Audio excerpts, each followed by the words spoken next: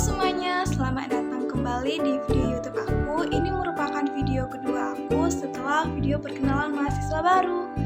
Jadi kesempatan kali ini aku akan memberikan sedikit pengetahuan tentang teori sastra. Sebelum itu saya berterima kasih kepada dosen Dr. Syafrial MPD.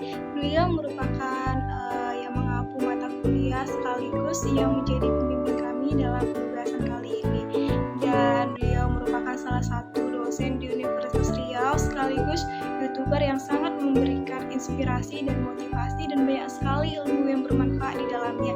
Jadi jangan lupa dicek juga. Jadi karena saya merupakan mahasiswa pendidikan dan sastra Indonesia, jadi pastikan tidak asing lagi dong dengan namanya teori sastra.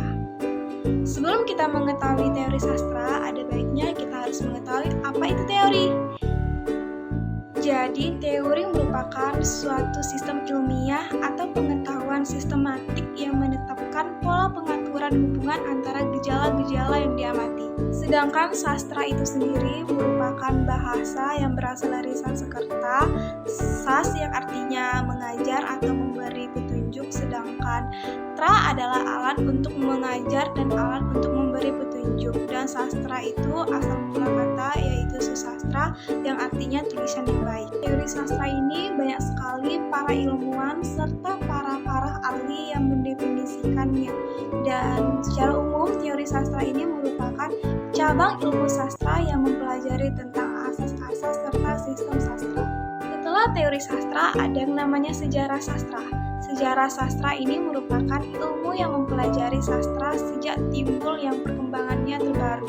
Dan jadi terlebih dahulu kita harus mengetahui apa sih itu sejarah sastra, apa sih yang di dalam sastra itu, baru kita boleh mendalami teori sastra itu sendiri. Selain sejarah ada juga nih yang namanya kritik sastra.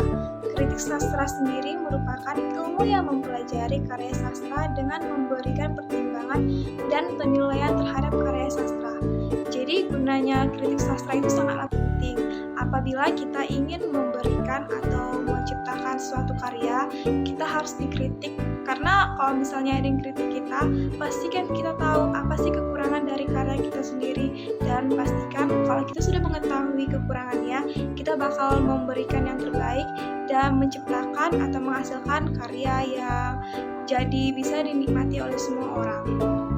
Hubungan antara teori sastra, sejarah sastra, dan kritik sastra ini sangatlah penting. Karena yang pertama, sejarah sastra tidak dapat dipaparkan jika teori dan kritiknya tidak jelas. Dan yang kedua, teori sastra tidak akan sempurna tanpa bantuan kritik dan pemaparan sejarahnya. Dan yang ketiga, kritik sastra tidak akan mencapai sastra tanpa sejarah dan teori sebagai landasannya.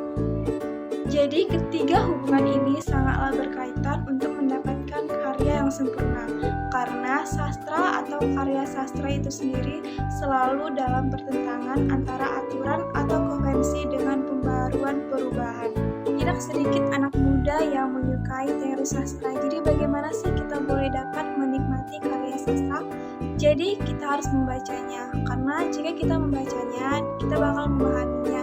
Dan dari situ kita boleh dapat menikmatinya. Setelah kita dapat menikmatinya, kita bakal tercetus untuk membuat karya sastra itu sendiri dan dapat dinikmati oleh semua orang. Pandangan karya sastra berdasarkan teori. Yang pertama, pandangan terhadap objek, strukturnya, dan karyanya. Yang kedua, pandangan terhadap lahirnya karya sastra, yaitu penulisnya. Dan yang ketiga, pandangan terhadap penikmat karyanya. Kita belajar teori sastra ini sangatlah bermanfaat karena yang pertama, sebagai dasar kita supaya boleh belajar sejarah sastra dan kritik sastra.